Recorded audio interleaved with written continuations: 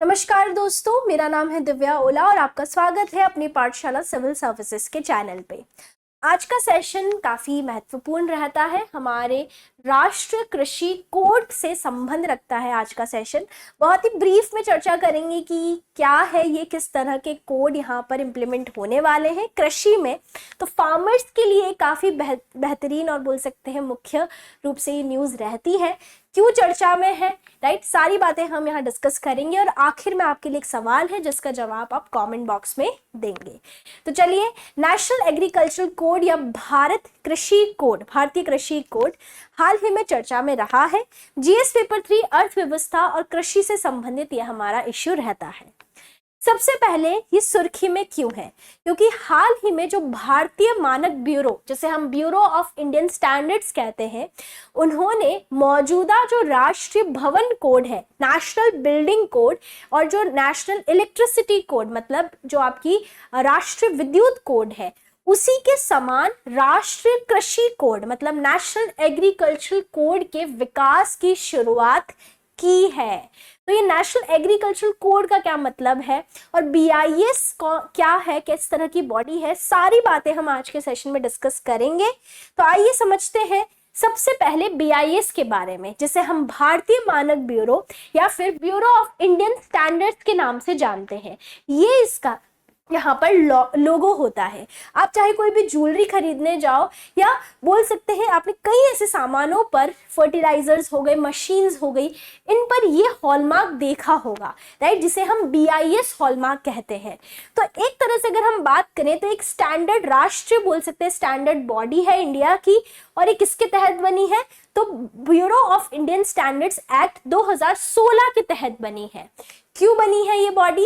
ये बेसिकली जो बॉडी है ये किसी भी वस्तुओं के मानकीकरण मतलब उसकी गुणवत्ता को पहचानना, उसके जो भी पैरामीटर्स हैं, एक कोड बनाया जाता है, कुछ पैरामीटर्स या पैमाने बनाए जाते हैं। तो किसी भी वस्तु को अगर आप बेच रहे हैं तो उन पैमानों को आपको फुलफिल करना होता है। तो यहाँ पर जो भी डेवलपमेंट हो रहा है एक्टिविटीज का, उनका स्टैंडर्डाइजेशन, उनका सर्टिफिकेशन देना कि ये उस क्वालिटी को मैच कर रहा है कि नहीं कर रहा है। जैसे गोल्ड पे हम देखते हैं, मशीन्स पे हम देखते हैं, तो ये एक तरह का हॉलमार्क है, राइट, जो किसी भी वस्तु की गुणवत्ता को पहचानता है। That is bureau of Indian standard.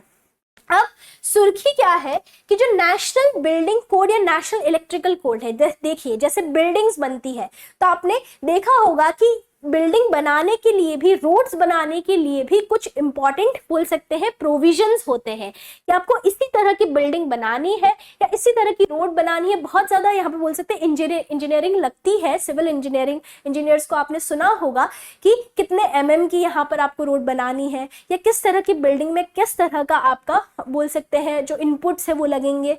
Electricity जो आपका यहाँ पर डिस्ट्रीब्यूशन है उसमें भी हम कोड्स देखते हैं।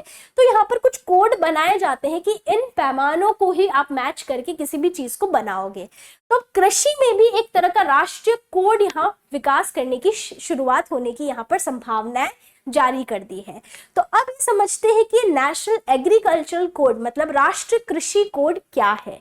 तो सीधे तौर पर अगर हम देखें तो बीआईएस, अगर आपको, ये बहुत इंपॉर्टेंट बात है क्योंकि आपको पूछा जा सकता है कि ये मिनिस्ट्री ऑफ एग्रीकल्चर ने इंप्लीमेंट किया है, नहीं, ब्यूरो ऑफ इंडियन स्टैंडर्ड्स है जो कि इस कोड को फॉर्मुलेट करेंगे, विकास करेंगे इस कोड का। That is national agricultural code, right, भारतीय मानक ब्यूरो इसका विकास करेंगे। अब क्या है ये नेशनल एग्रीकल्चरल कोड? तो सीधे तौर पर अगर हम कहें तो पूरी जो कृषि चक्र होता है, पूरी जो एग्रीकल्चरल साइकिल होती है, उसके लिए एक मानकीकृत दिशा निर्देश प्रदान करना। जैसे बिल्डिंग कोड में किस तरह की बिल्डिंग बनेगी, दिशा निर्देश प्रदान करना, राइट, उसी तरह से पूरे कृषि चक्र के लिए एक दिशा निर्देश प्रदान करना, जिसमें खेत की तैयारी कैसे होगी, फसल चयन कैसे होगा, सिंचाई कैसे होगी, भंडारण कैसे होगा, राइट, कटाई कैसे होगी, और यहाँ पर उसी के साथ जो आपकी प्राकृतिक और जैविक खेती है उसको किस तरह से इम्प्लीमेंट किया जाएगा। तो ये पूरा का पूरा एक स्ट्रक्चर यहाँ पर बनाया जाएगा हमारे अपने कृषि जलवायु क्षेत्र के अनुसार। भारत के अंदर एग्रोक्लाइमेटिक जोन्स है कि कहाँ किस तरह के क्लाइमेट या जलवायु से संबंधित यहाँ पर किस तरह की फसल उगाई जाएगी। जैसे आप साउथ में राइस को ज्यादा देखते हो, आप नॉर्दर्न एरियाज में व्हीट की ज्यादा यहाँ पर बोल सकते प्रोडक्शन देखते हो, गुजरात में कॉटन ज्यादा होता है।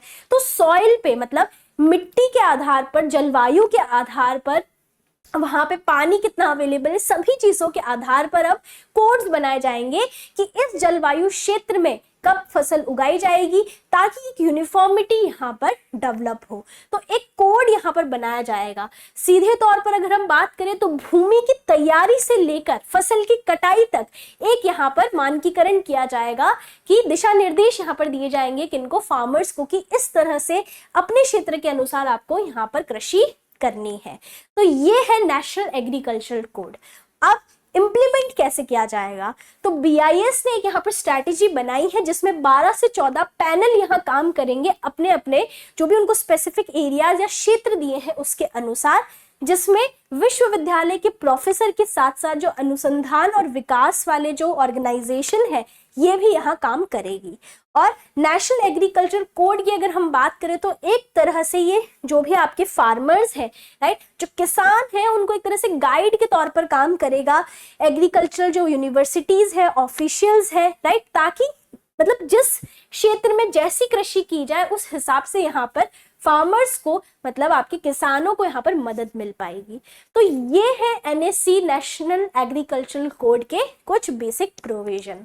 आगे बात करें जरूरत क्या है इसकी, तो जरूरत की अगर हम बात करें तो सीधा सा है कि जो बीआईएस है, आप ट्रैक्टर लेते हैं, थ्रेशर लेते हैं, हार्वेस्टर लेते हैं, तो इनको बनाने के लिए और इन मशीनरीज का कहाँ पर यूज होगा इसके लिए जो पैरामीटर सेट किए जाते हैं वो बीआईएस करता है। जो कृषि मशीनरी होती है उनके लिए मानक निर्धारित करता है बीआईएस। तो इनके लिए और इनपुट्स के लिए कि किस तरह का फर्टिलाइजर आप उर्वरक उपयोग करेंगे फसलों के लिए, वो भी बीआईएस सेट करता है। पर यहाँ पर एग्रीकल्चर प्रैक्टिस, जो कृषि करने की बोल सकते हैं प्रैक्टिस है, राइट, वो यहाँ पर उसके लिए कोई भी एक एग्जिस्टिंग स्टैंडर्ड नहीं है कि आपको किस तरह से पानी का उपयोग करना है, माइक्रो इरिगेशन सिंचाई कैसे करनी है, साथ ही में किस तरह की फसल बोनी है, इसके लिए अभी तक कोई भी मानक निर्धारित नहीं किया गया है। तो जब मशीनरी और इनपुट्स के लिए यहाँ पर निर्धारित है तो क्यों ना फसलों के लिए भी ये काम किया जाए। अब बात करें तो इसके भी दो स्ट्रक्चर हैं इसके नेशनल एग्रीकल्चर कोड के। पहले भाग में तो सारी फसलों पर यहाँ पर एप्लीकेबल होगा। दूसरे भाग में जो स्टेपल डाइट, जो हर एक आम आदमी की डाइट में जाता है, जैसे चावल हो गया, धान हो गया, गेहूं हो गया, दालें हो गई, तिलहन हो गए, इन सब के लिए अलग पैरामीटर सेट किए जाएंगे।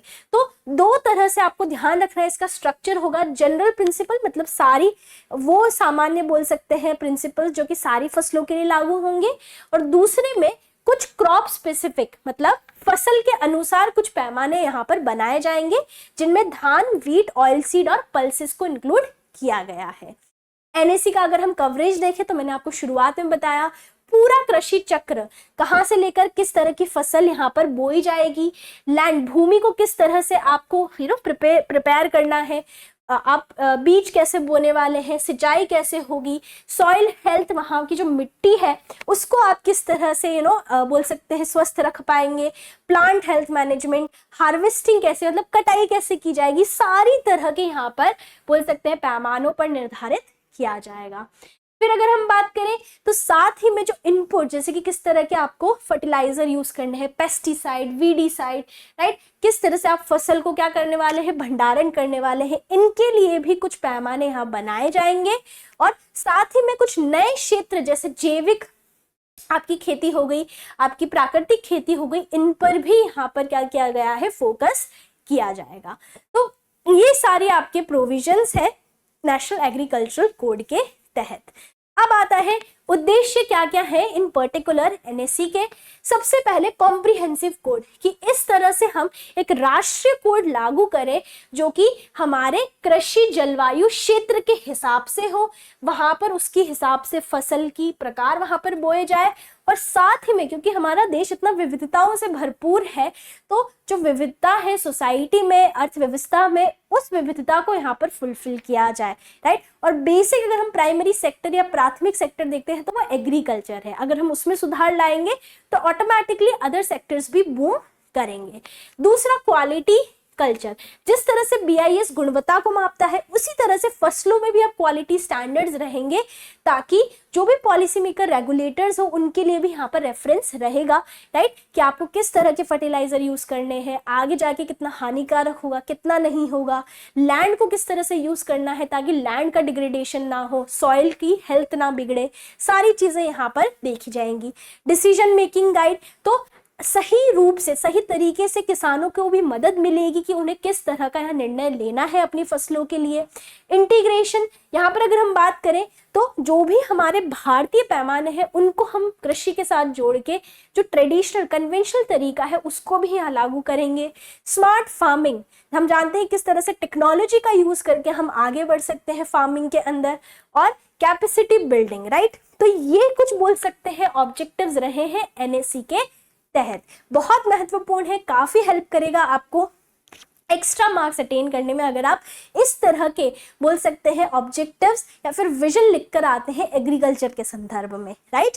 तो यहाँ पर अगर हम बात करें आगे, अगर हम देखते हैं आखिरी पॉइंट, तो वो ये है स्टैंडर्डाइज एग्रीकल्चर डेमोन्स्ट्रेशन फार्म। मतलब क्या हो गया कि इसको इम्प्लीमेंट करने से पहले इसका प्रशिक्षण भी किया जाएगा, एक्सपेरिमेंट किया जाएगा कुछ खेतों पर, राइट। और यहाँ पर जो बीआईएस है, भारतीय मानक ब्यूरो है, उन्होंने ऑलरेडी कुछ यूनिवर्सिटीज के साथ, इंस्टीट्यूट्स के साथ, जिनमें 10 इंस्टीट्यूट आएंगे, उनके साथ समझौता ज्ञापन पर हस्ताक्षर कर दिए हैं कि आप इस तरह का जो कोड हम करने वाले हैं, जिन पैमानों के आधार पर हम हर आपके जलवायु क्षेत्र में, कृषि जलवायु क्षेत्र में इसे लागू करेंगे, तो कुछ ऐसे खेत ये चुन रहे हैं जहां पर इन्हें पहले एक्सपेरिमेंट किया जाएगा कि जो जो भी पैरामीटर्स लिखे हैं क्या उससे वो आउटपुट मिल रहा है जो हम सोच रहे हैं। तो यहाँ पर 10 इंस्टीट्यूट्स के साथ साइन किया गया है। और इसको सीखने के लिए, जिस तरह से वहां पर एक्सपेरिमेंट होगा किसी एक खेत पर, राइट, तो उसको सीखने के लिए यहाँ पर किसान भी आ सकते हैं, कुछ ऑफिशियल्स भी, उद्योगपति भी यहाँ आ सकते हैं। और इस तरह की जो बोल सकते हैं जो नीति है यहाँ पर, इस तरह के जो कोड है, ये ऑलरेडी चाइना और जितने भी डेवलप्ड नेशंस हैं उनमें लागू हो चुकी है, जिससे बहुत ही अच्छा मिनिमम बोल सकते हैं इनपुट में आपको मैक्सिमम आउटपुट मिल रहा है और किसानों की भी आय यहाँ पर बढ़ती हुई देखी गई है। तो ओवरऑल अगर हम देखें तो effective implementation is the key. आप कोई सा भी कोड ले आइए, कैसी भी पॉलिसी ले आए, वेलफेयर स्कीम्स आप बोल सकते हैं, निर्माण कार्य, किसी भी तरह की पॉलिसी लाते हैं, इफेक्टिवली वो कितनी इम्प्लीमेंट होती है, राइट, उसको कितना आप मॉनिटर कर पा रहे हैं, रेगुलेट कर पा रहे हैं, सारा चीज उस पर डिपेंड करेगी। काफी यहाँ पर अच्छी स्कीम है, राइट। कृषि में अगर हम देखें तो एक महत्वपूर्ण स्टेप लिया गया है। आखिर में आपके लिए एक सवाल है, What is the term used for growing 2 or more crops simultaneously on the same piece of land? वो कौन सा यहाँ पर बोल सकते हैं टर्म है जो यूज किया जाता है जब आप एक ही भूमि के बोल सकते हैं क्षेत्र में एक या एक से ज्यादा फसलें यहाँ पर एक साथ उगाते हैं? Crop rotation, mixed cropping, monoculture या एग्रो फॉरेस्ट्री? इसका जवाब आप कमेंट बॉक्स में जरूर दीजिएगा। आरएस का बैच अगर आपको चाहिए तो कंप्लीट रिकॉर्डेड बैच 4999 में अवेलेबल है। Test series for SBI, PO and RRB is also available. आप चाहे यूपी पीएससी, आरओ बीपीएससी की तैयारी कर रहे हो या एसएससी आरपीएफ, सभी के लिए नॉमिनल प्राइसेस में हमारी वेबसाइट अपनी पाठशाला.com पर टेस्ट सीरीज अवेलेबल है। साथ ही में मंथली मैगजीन आप पीडीएफ के तौर पर डाउनलोड कर सकते हैं करंट अफेयर्स की। अगर आपको हैंड रिटन नोट्स चाहिए जनरल स्टडीज के सब्जेक्ट के लिए तो वो भी हिंदी और इंग्लिश में अवेलेबल है। हमसे जुड़ने के लिए आप हमारे व्हाट्सएप चैनल पर कनेक्ट कर सकते हैं और किसी भी इश्यू के लिए कॉल सेंटर पर कनेक्ट कर सकते हैं। तो ये ब्रीफ में मैंने आपको समझाने की कोशिश करी what is national agricultural code. I hope सारी बातें आपको समझ में आई होंगी। तो ये था आज का सेशन। पूरे सेशन का एक्सेस आप कर सकते हैं हमारे टेलीग्राम चैनल अपनी पाठशाला सिविल सर्विसेज पे, जहां पर पूरी पीडीएफ अपलोड की जाती है। साथ ही में आपको हमारी वेबसाइट अपनी पाठशाला.com पर हिंदी और इंग्लिश के करंट अफेयर्स अवेलेबल करवा दिए जाते हैं, तो आप विजिट कर सकते हैं। And let me know if you have like this session, let me know in the comments कैसा आपको ये सेशन लगा। थैंक यू सो मच, सुनने के लिए धन्यवाद।